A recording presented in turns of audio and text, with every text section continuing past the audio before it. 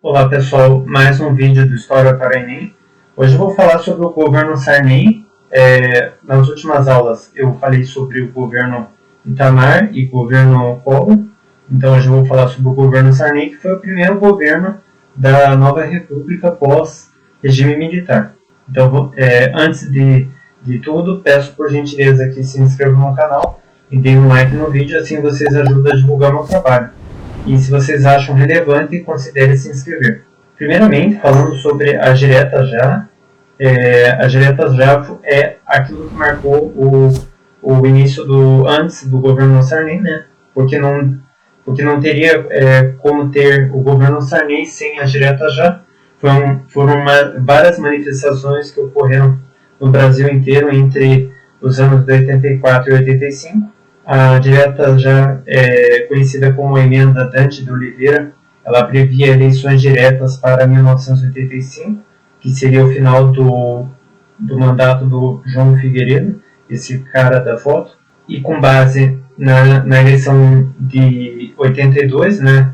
82 já houve eleições diretas para os estados, então por causa disso, né, a oposição ela organizou várias manifestações no Brasil inteiro, pedindo as diretas para presidente, ao contrário do que acontecia, porque a eleição era feita de forma indireta.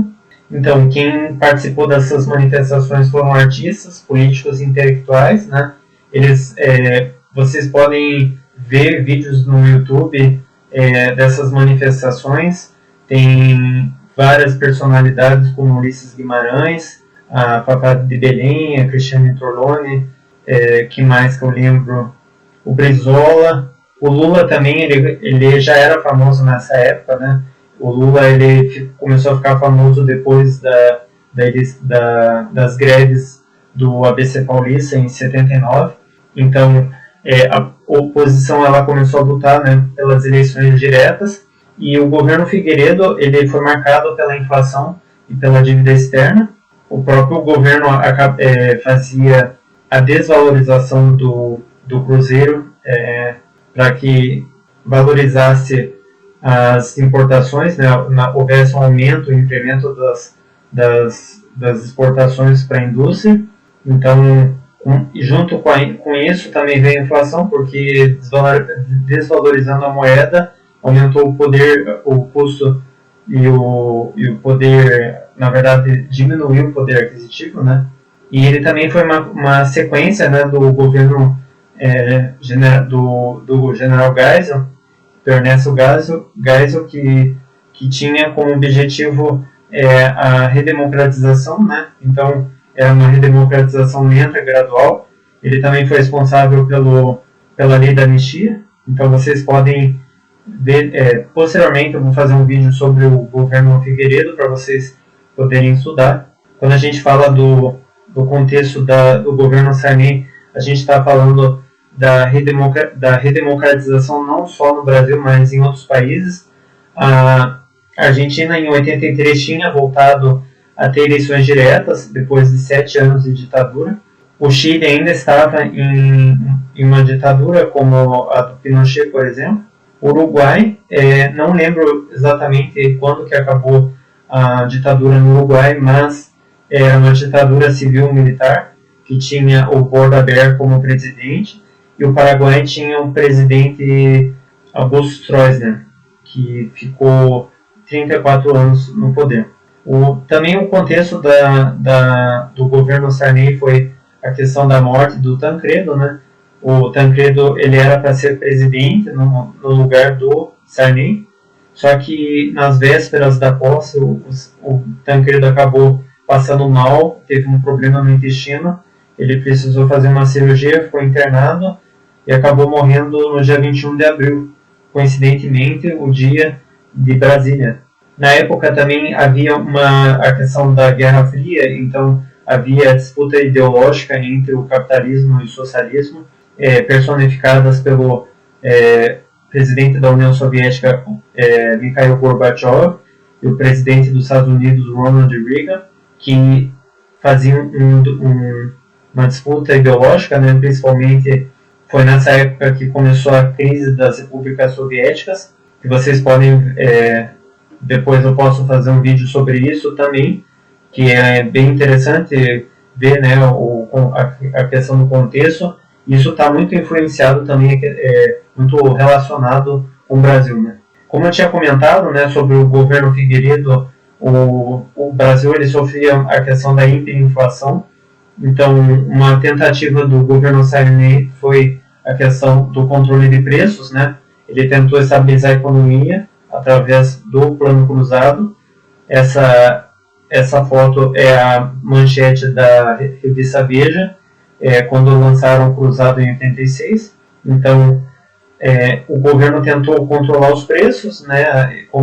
Primeiro com o Plano Cruzado 1, depois o 2, o Bresser, que foi em 87, e o Verão em 89, que foi a última tentativa do governo de controlar os preços e de também controlar o salário. Só que não deu muito certo, porque o governo queria remediar o problema da inflação, não atacava a origem da inflação, que era a questão do gasto público, da questão da irresponsabilidade fiscal, e isso prejudicou a população no todo, principalmente porque houve desemprego e recessão, principalmente em 87, e em 88 o governo declarou moratória da dívida externa. O que significa moratória da dívida externa? Só para explicar. Seria quando o governo para de pagar a dívida externa, porque não tem mais dinheiro, mas no caso do governo Sarney foi uma forma de, vamos dizer assim, de nacionalismo, de mostrar nacionalismo, né, que o Brasil não ia ficar pagando governos estrangeiros, enfim, não ia perder tempo com isso, né. Então, na manchete vocês podem ver, né, revolução na economia, a esperança do cruzado, como calcular salários, a aposta na inflação zero, que não aconteceu, preços, uma luta de vida ou morte, que no fim acabou piorando no final do mandato do Sarney, a vida sem correção monetária e os riscos políticos da reforma.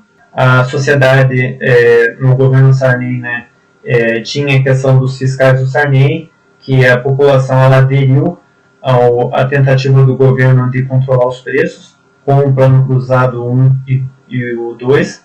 Essa é uma foto do centro de São Paulo, nos anos 80.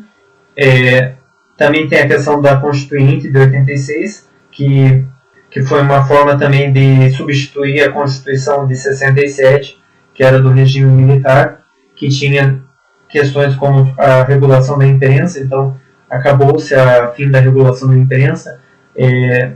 Vocês podem ver também que teve uma novela em 87 chamada Brega Chic, que por causa da abertura, a população acabou se sentindo, achou que era uma abertura imoral, né, por causa que parecia nudez, e no final eles acabaram voltando, né, porque principalmente o governo e a sociedade já tinha despertado o fim da censura. Então isso é um marco também dos anos 80, a questão da liberdade de expressão e liberdade de imprensa e liberdade de criação, como foi o caso desse exemplo que eu falei, e também tem a pluralidade partidária, como foi, por exemplo, a criação de vários partidos que existem até hoje, como o PMDB, que virou MDB agora de novo, como lá antes, o PT,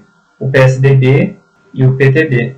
Com a Constituinte de 86, foi formalizado o Congresso, né, os constituintes, e eles criaram a Constituição de 88, no dia 5 de outubro de 88, se criou o Estado do Tocantins, extinguiu os ex-territórios federais, também criou a questão dos direitos sociais, os direitos aos indígenas, a questão também do limite de 44 horas semanais de trabalho, que também foi uma questão importante. As críticas, né, à Constituição de 88 seria a questão dela ser muito detalhada e muito longa, e principalmente ela abranger vários temas, constitucionalizar várias questões. Inicialmente, o mandato de presidente era de 5 anos, sem o direito de reeleição, que acabou diminuindo em 93 para 4 anos, né? Então, ao contrário da Constituição de 67, que previa o mandato de 5 anos, ela acabou sendo reduzido para 4 anos. E a Constituição de 88 foi a primeira, né, que previu um plebiscito sobre a forma de governo, com a questão de ver a nova forma de governo, com a questão de ser uma república, ser uma monarquia, ser um parlamentarismo, enfim. É isso, pessoal. Agradeço a todos que viram o vídeo e muito obrigado a quem assistiu até aqui.